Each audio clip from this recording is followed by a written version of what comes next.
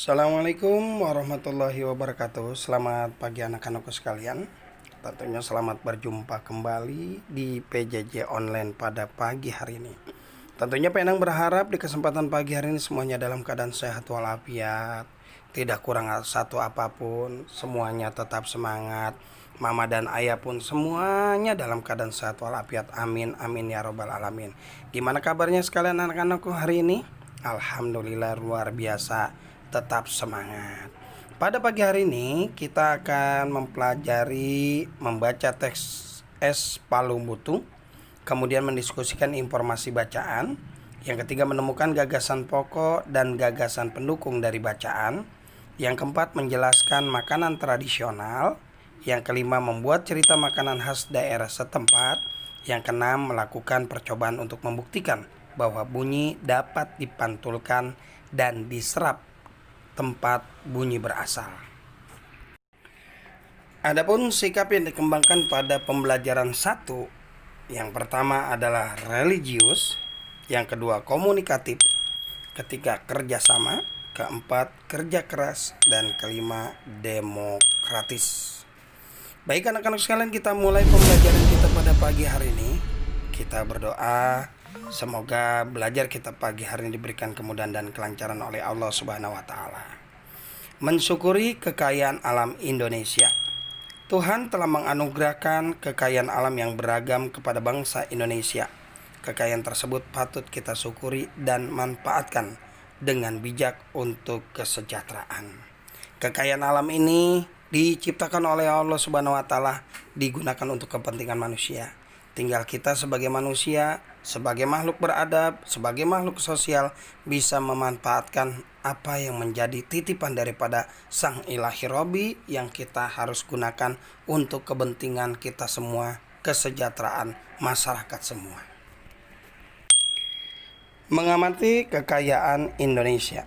Indonesia merupakan negara kepulauan yang memiliki lebih dari 6.000 pulau yang terbentang dari Sabang sampai Merauke. Sebagai negara tropis, Indonesia mempunyai kekayaan alam yang beragam, terutama hasil rempah-rempah seperti kunyit, jahe, kencur, lengkuas, kemiri, cabai, kelapa, gula aren, dan lain sebagainya, seperti yang tertera pada video pembelajaran kita pada kesempatan pagi hari ini. Dari keberagaman rempah yang dimiliki muncullah beragam makanan tradisional yang khas.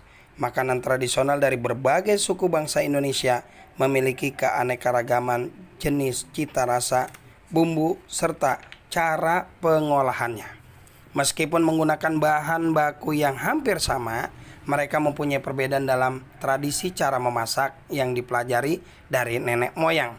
Setiap suku di seluruh pelosok tanah air Indonesia mempunyai kekhasan dalam cara memasak, cita rasa, dan perpaduan bumbu yang mereka gunakan untuk mengolah makanan tersebut. Ayo membaca teks tentang Es Palu Butung. Bacalah teks berikut. Kota Makassar juga menjadi salah satu tujuan wisata yang menarik. Selain tempat wisatanya yang indah, Kota Makassar juga memiliki keberagaman makanan tradisional. Salah satu makanan tradisional yang menjadi andalan Kota Makassar adalah Es Palu Butung. Makanan khas ini berbahan utama potongan pisang berbalut bumbu sumsum. Palu butung biasanya disajikan dengan menambah parutan es di atasnya, sirup pisang kepok, susu kental manis, dan yang utama menggunakan campuran bubur sumsum yang terdiri atas santan kelapa, tepung, beras, daun pandan, dan gula pasir. Pada makanan tradisional ini ada perpaduan rasa antara manis dan asin. Es Palu Butung sangat tepat dikonsumsi pada siang hari atau menjelang sore hari. Sebagai pelepas dahaga, penampilan es Palu Butung hampir sama dengan es pisang ijo. Tetapi yang membedakan es Palu Butung menggunakan pisang yang sudah dikukus tanpa balutan tepung yang berwarna seperti es pisang ijo. Es Palu Butung mudah ditemukan di setiap sudut Kota Makassar, terutama di rumah makan tradisional yang menyediakan makanan khas Kota Makassar. Harga semangkuk es Palu Butung berkisar antara 10.000 sampai 20.000 per porsinya. Ayo menambah wawasan. Wawasan tentang kuliner Nusantara. Jika berkunjung ke suatu daerah di Indonesia, tentu tidak lupa kita akan membawa oleh-oleh khas daerah yang kita kunjungi. Kita juga akan disuguhi dengan berbagai macam masakan khas dari daerah tersebut. Orang yang berpergian ke pelosok tanah air akan mencoba untuk mencicipi hidangan khas daerah yang mereka kunjungi. Hal yang menarik lagi, sekarang banyak kita jumpai wisata yang khusus menghidangkan makanan khas dari daerah atau yang lebih kenal sebagai wisata kuliner. Bagi para pencinta kuliner, wisata kuliner merupakan pengalaman yang menarik karena dapat mencicipi berbagai hidangan khas tradisional yang kaya cita rasa dan banyak macamnya. Saat ini, banyak pengusaha kuliner berusaha untuk mengangkat kembali makanan tradisional dari berbagai wilayah Indonesia untuk dijadikan menu andalan di restoran atau rumah makan yang mereka kelola. Sebagai contoh, masakan rendang dan gudeg yang kini dikemas siap saji dan telah tersebar di berbagai wilayah dalam dan luar negeri. Bahkan masakan tersebut telah diakui dunia sebagai masakan khas asli Indonesia. Rendang adalah salah satu masakan yang berasal dari Padang, Sumatera Barat, yang telah menjadi menu favorit yang membanggakan Indonesia. Makanan ini selalu disajikan untuk tamu-tamu mancanegara. Masakan ini sering menjadi menu pilihan yang cukup laris bagi restoran khas makanan Indonesia di Eropa maupun Amerika. Keanekaragaman masakan Indonesia banyak memberikan inspirasi para penggemar dan pengusaha kuliner untuk menggali lebih dalam tentang warisan masakan tradisional Indonesia.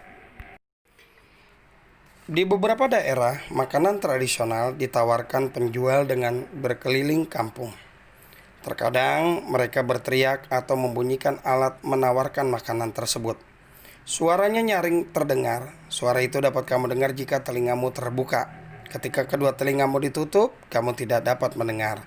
Jadi, mendengar disebabkan ada getaran bunyi yang masuk ke telinga. Tuhan telah menciptakan telinga dengan sempurna. Bunyi dapat dipantulkan jika bunyi menumbuk benda yang permukaannya keras, maka bunyi akan dipantulkan. Contohnya adalah bunyi menumbuk batu, tembok, dan besi. Benda yang ditumbuk bunyi disebut dinding pantul. Selain dapat dipantulkan, bunyi juga dapat diserap. Bunyi akan diserap jika melewati benda yang permukaannya lunak dan empuk.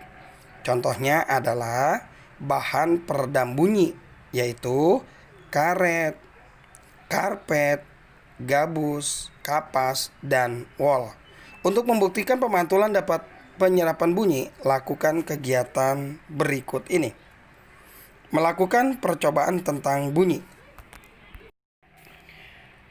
Tujuan, membuktikan bahwa bunyi dapat dipantulkan dan diserap.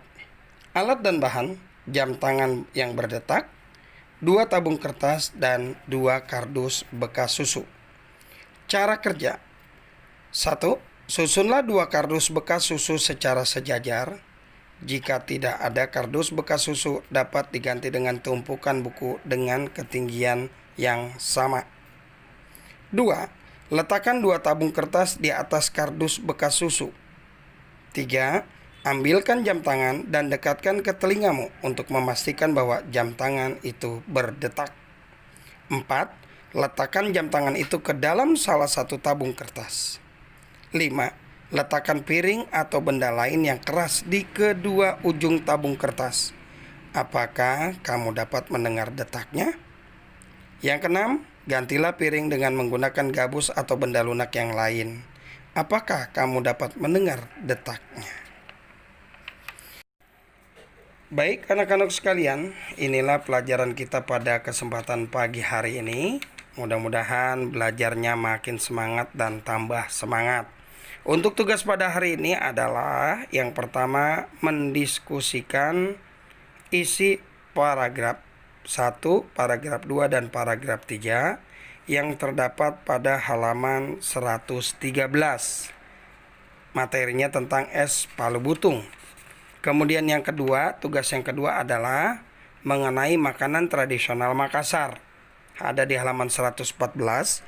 Di situ sudah tertulis es pisang hijau. Jadi cari kembali 4 makanan Makassar yang ada di Makassar. Berikut penjelasannya. Contoh pertama sudah terlihat jelas. yaitu bahan utama pisang yang dibalut adonan, seperti itu penjelasannya. Kemudian yang kedua, kita masuk ke makanan pokok masyarakat Indonesia, makanan tradisional berbentuk nasi. Nah, di situ sudah tertulis nasi kapau. Ada banyak macamnya, silakan dicari kembali 4 makanan tradisional berbentuk nasi. Itu aja anak-anak sekalian. Semoga hari ini semuanya makin semangat. Pak Endang berharap tugas diselesaikan dengan baik. Jangan lupa dipoto, kemudian setelah dipoto dikirimkan ke WhatsApp Pak Endang. Tolong ditulis hari dan tanggalnya. Bagi anak-anakku sekalian yang memang belum tugas sebelumnya, silakan ditulis hari dan tanggalnya. Itu aja. Demikian. Satu pesan terakhir Pak Endang, selalu menjaga jarak, selalu mencuci tangan, selalu memakai masker, dan jangan lupa berdoa kepada Allah Subhanahu wa taala semoga kita terhindar dari penyakit yang sedang melanda dunia ini. Demikian, mohon maaf. Assalamualaikum warahmatullahi wabarakatuh.